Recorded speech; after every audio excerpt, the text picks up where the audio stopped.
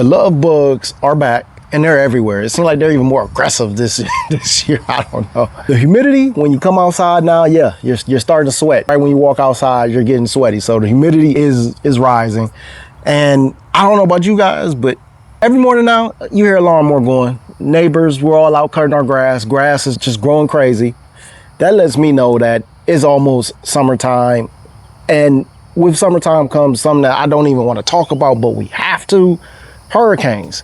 So hurricane season is now, at the time of recording this video, we're just 27 days away from hurricane season. And I want to give you guys the information that you need to prep your backyard and your home so that you don't have to worry about hurricane season as much, because worry, that's not a strategy. Being prepared is. And I made a video last hurricane season, which was great. We had no hurricanes. Some will say when you don't have hurricanes, you have bad winters, and we did have a bad winter. But either way, I would take no hurricanes and a bad winter over very eventful hurricane season and a great winter. So that's just me. Now, I made a video, and this video that I made has all the information that you need to prep your backyard. And at the end of that video, I walk through my backyard and I show you hands-on examples of the things that I have learned and that I have been doing for hurricane seasons that has helped me. Even if you guys remember, it was a couple years ago, we had back-to-back hurricanes. If you guys remember that, in the comments, right? If you remember that, we had back-to-back hurricanes. We was thinking like, what in the world? Like, we're constantly getting hit. But in our backyard, we had so many. We got hit hard, but we had so much survive because of the prep. Now, obviously, if it's a Cat 5 coming through and you're in the center cone, then your prep means absolutely nothing. But tropical storm, Cat 1, Cat 2, Cat 3, preparation really does. And you can tell if you prep and those yards that didn't prep and those type of storms. Now, when you get in the Cat 4s and the Cat 5s, you're in the center of the cone is coming through. It's a little bit different there. A Cat 4, if you're not in the center and you're in the outer bands, a good prep can still save a lot of your yard. A Cat 5, I'm not going to talk about a Cat 5, but that video, it helped so many people understand what to do. And thankfully we didn't have to go out and we didn't have a hurricane, but it helped so many people. I remember getting calls left and right, like, hey, I seen your video on Facebook, or hey, people are using clips from your video. And I thought it was so cool that I put out something that was so useful to so many people. And I want to replay that for you guys here today. So stay tuned. We're going to watch that video. I think we all have those stories where you just were so unprepared. My wife and I, we have a few of those stories where I really made promises to myself. The same way I made the promise during the pandemic, when I'm like, I'm going to the store and they put caps on the amount of fruit. It literally was a sign that said 2 apples and you only got 1 bag of salad greens, and it was crazy. And I'm like, never again am I gonna be so unprepared where if it's a crisis that I gotta depend on other people, I gotta depend on the government. Never again is that gonna happen. And I stayed true to that word, hence why we're growing all this now, some of the reason why. Another thing is, I remember it was hurricane seasons and I'm like, wow, we were so unprepared. We rushed last minute. We paid more than what we actually had to pay to get things. When you're working a 9 to 5, it's so different because you have to wait till you get off to do a lot of the necessary things. And that made it so much harder for my wife and I, and we're waiting to get off like everybody else. So you're at these stores and it's lines wrapped around. I'm like, no, never again. I'm going to get prepared. Now I'm going to get prepared earlier. So that's why I'm bringing this to you guys right now. So all of the GrowFit Florida family, we all can be prepared together and we can have a jump start at this. So stay tuned, enjoy the video. Let me know in the comments if you're getting prepared. Let me know what you're doing. And yeah, the garden, the food forest is one part of it. Obviously, your home is way more important. So with the preparation of your food forest, we're preparing for our home too. So that's your generator, that's your supplies, that's your propane tanks, that's your gas that you have, that's all that. That's your boards. That's making sure you have everything prepared in your home right now. As we head into the upcoming hurricane season. Hopefully it's uneventful.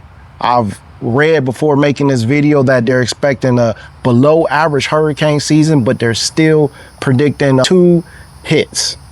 That's scary. And it only takes one storm that's coming through your area to make it just all the, like, this was the worst hurricane season ever. So we're all praying for each other. And hopefully this is just a straight another uneventful hurricane season. If not, this video right here is going to get you prepared for what possibly can come.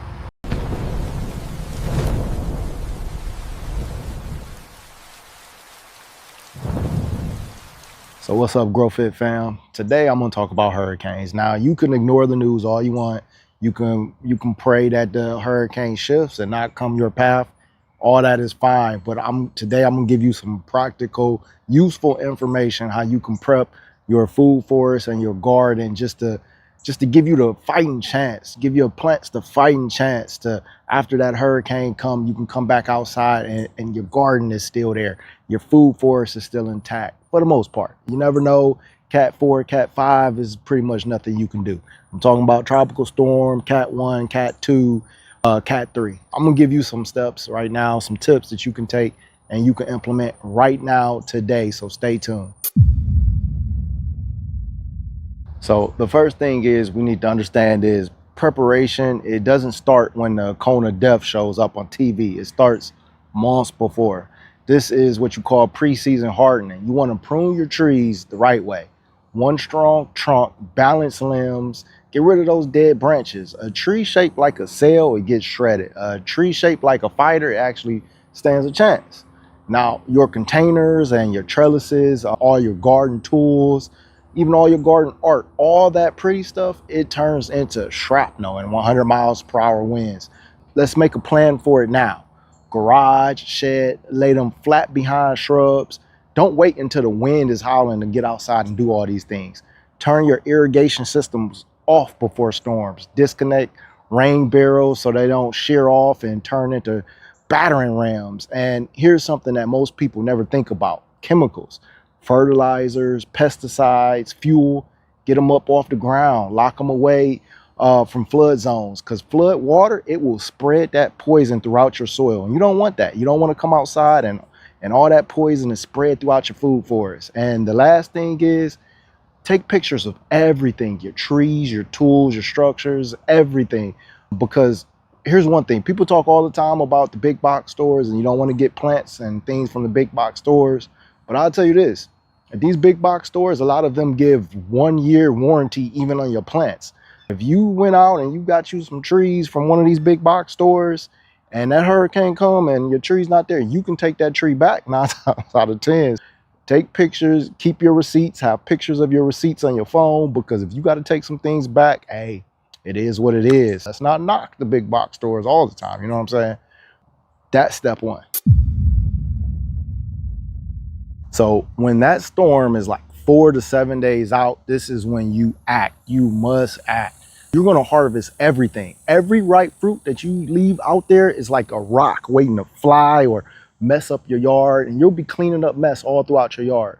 Make sure when it's 4 to 7 days out, you're harvesting everything. Juice it, freeze it, give some to neighbors, family, but you're going to harvest everything off your trees.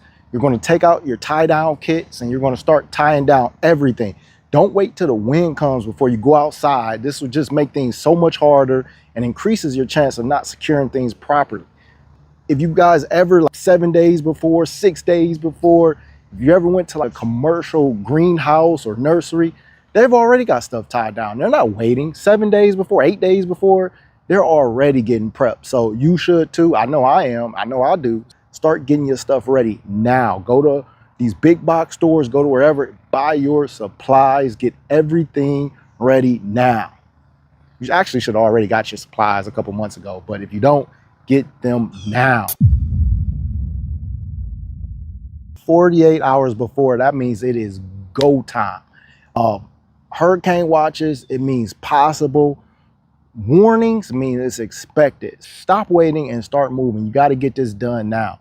Move every pot that you see outside, move it inside, move it in your garage, move it in your shed. If it's too heavy, Lay it down sideways with the rim facing the wind. Tuck it against the foundation, behind shrubs, do whatever you can. We take concrete blocks and we put it on top of things. Take down your shade sails, flimsy arches, plastic, anything outside that can come up. If you can pull it up and it's moving, take it down. If you can't really move it, it's secured in there, you might can leave it there. If your tree still has fruit on it, come on now you have to take it down. You don't really want to aggressively prune your trees when it's a hurricane coming through, any type of storm, because that's a lot of stress. You should have did that before, but hey, look, if your tree is up against the house and it's going to do some damage, prune that thing. But if it's not, just take the fruit down. Don't overly stress it. Maybe give it a little light pruning, but nothing too aggressive. Also, you want to make sure, even with your trees, that you're staking them.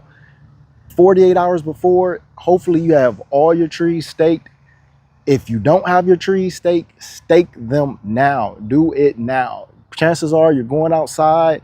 It's cooler outside 48 hours before the storm. It's not as hot. You're probably getting a little bit of rain here and there. Now is your time to get all that last minute prep in. Use your time wisely. Here, 24 hours before. There's no more waiting. There's no more debating. It's a for sure thing that storm is going to run through your city. It's time to make sure you harvest everything you can see. Greens, herbs, fruits, bag it, label it, move your high value stuff like herbs and whatever else that's high value, you move it inside. Let most of your fruit, just let it ripen inside. That's okay. Tie down and stake all your trees with flexible ties. You don't want to put nothing hard because you want your trees to give. You want them to be able to move back and forth.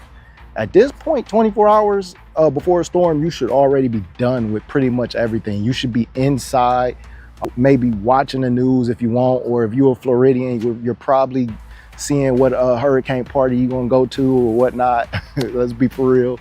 But at that point, that's when you're inside. No more outside, worry about your house, worry about other things. That's what we're gonna do 24 hours before. After the storm, this is where it gets like, it could be kind of emotional. You're going outside. You have to be smart about it. You don't want to run outside after the storm. You have to be careful because you don't know if you have down power lines or hidden nails or contaminated water. Or if you live in Florida, you don't know what type of wildlife is in your backyard. And also, here's the truth too, that you might not want to hear if you're new to Florida, but I told you, make sure you take off all your fruit. Hopefully you did and harvested everything.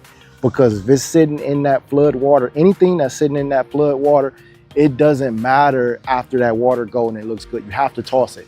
It's a thing called E. coli. You don't want that. Don't risk your family. Don't risk any type of contamination. And you don't want to compost that either. So do not throw that in compost. You literally have to bag that and throw it out. Just make sure you follow those steps after the storm. Be safe going outside right away, but that's what we're going to do after the storm. So let's talk about plant recovery. So the storm is gone, no more storm. You're outside cleaning up, plant recovery. Now, don't get crazy with the saw. Don't start removing everything and all the broken branches and you're just hacking the tree. Be careful with it. Let the tree push out new growth before you start to really shape it again. Of course, if something's off, you're gonna take it off, but let's not go crazy with it. If you got hit with salt water, flush the soil and your drains. Run fresh water through your drip lines because salt water, it could take weeks to show up. But if you start flushing that fresh water through your system, it gives it a fighting chance, and your plants too. If you have freshwater flooding, some plants can survive for several days underwater. Others die quickly. That's why you have to replant tougher choices. Plant things that want to be here in Florida that can survive a lot of these things. Don't fertilize right now. Do not fertilize your plants after a storm. That's like giving a steak to a marathon runner on mile 12. Don't do that. Every backyard garden food forest, you need your resilience box. You need a box that can stay sealed, that's waterproof, and it has all your tools for your food forest in it. It has everything you need, where after the storm, you go in and it's game time. I'm talking about headlamps, gloves, pruners, saws, straps, tarps, duct tapes, thermometer, bleach, just whatever you need, your pruning shears, whatever you need is in this box. When you open this box after the hurricane, it's game time. Like, you're gonna put your headphones on, you're gonna play your music, and you're gonna go around and you're gonna shape everything back up. You're gonna get your food forest or your garden back thriving. Hopefully you didn't have too much damage, but if you did have a lot of damage, it's okay. That box is gonna start that process of bringing things back. It's gonna bring your systems back up. Make sure that you have that box ready to go, fully stocked, and that's what we're gonna do in our resilience box. So your papaya trees like this right here, these are your weakest trees in your food forest. They will tumble down. Papayas, this is basically hollow. That's nothing. It looks like it's thick and it's gonna do something. No, that's gonna break. Come hurricane season, if a hurricane comes, we're harvesting all this. We can't eat all these papayas, but you know, we use the seeds anyway. We don't really like the papayas all like that. But we're harvesting and we're cutting this in half. Pow, just cutting it down like that. Why? Because the papaya will grow back quick if you half it like that. That's not a problem. But leaving this here, this is gonna fall either way. You gotta take it down. I love sugarcane. Sugarcane is more than just what we're eating, and it's delicious. Sugarcane is an excellent windbreak for a lot of your plants. When that wind is blowing, it's hitting that sugarcane first, and it's actually slowing down a lot of that wind. Now I know a Cat 4, Cat 5, you know, even a Cat 3, that's not doing hardly anything, but your tropical storms, Cat 1, Cat 2, which a lot of us are gonna get more of, not being directly in the cone. The sugarcane actually acts as a natural windbreak. Same with your Areca palms, a natural windbreak for a lot of your smaller plants. Use them if you can. Put some sugarcane around. Now, this is what I'm talking about when I mean pots. We're gonna bring all this inside if a hurricane's coming. Everything that you see down like this, because all this is gonna do is fly.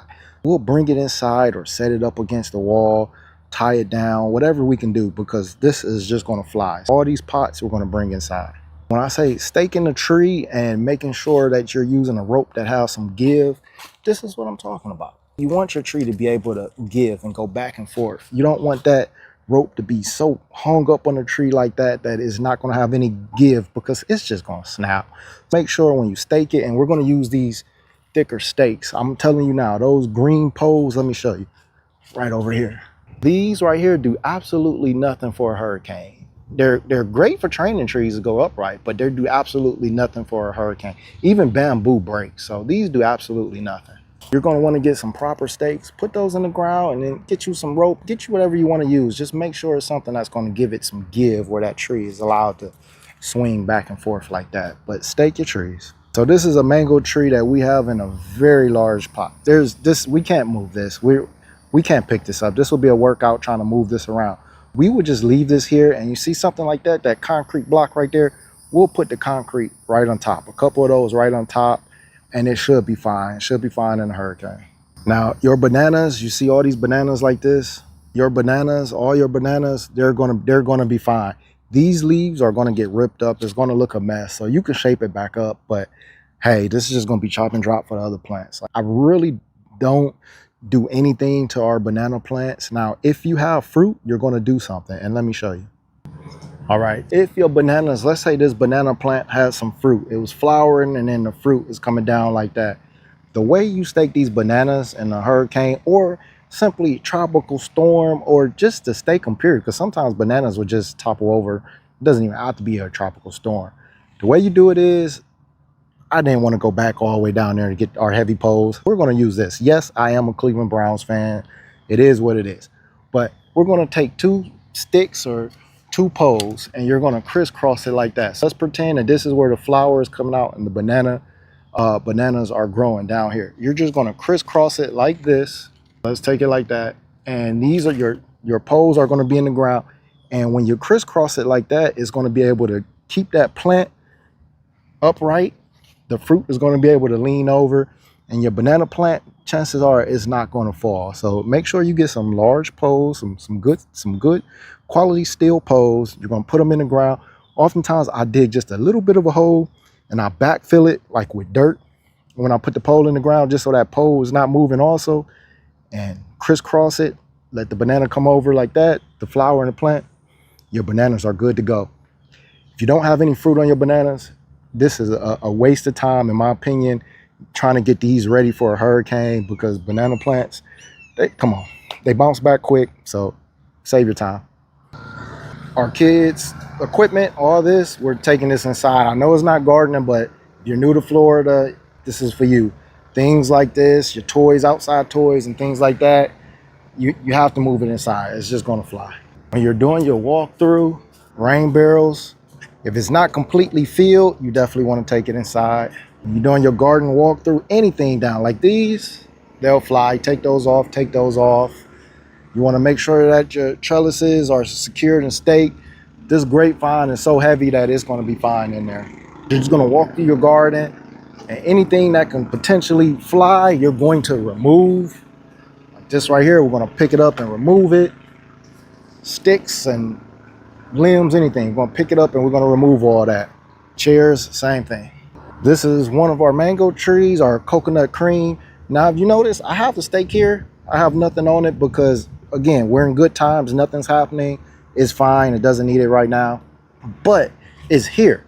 This is the first start. So all I have to do is just put a rope on it and stake this tree. Now, if it's a tropical storm or Cat 1, this is just fine with the rope on it, and it's fine. It's good to go. If we're going Cat 2, Cat 3, or worse, I'm going to put multiple stakes around just to secure it just a little bit more. These sandbags are excellent to add more weight at the base of your tree.